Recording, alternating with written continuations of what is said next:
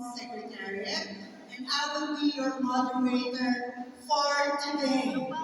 We are mighty glad to be here, and I wish to direct your attention to those three huge tarpaulins here in the USDP gym that reads Relive 2025, Reflect in 2026, and Reimagine 2027.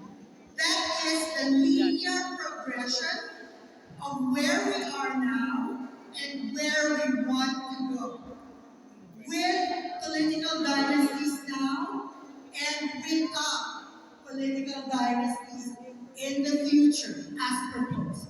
Today is an opportunity to listen, to study, and to think about the 24 truly important measures on that aim to dilute, to dissolve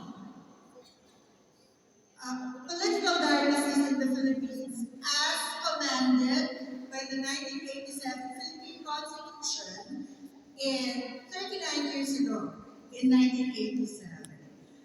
To begin our program, we would like to acknowledge our jam-packed gym today.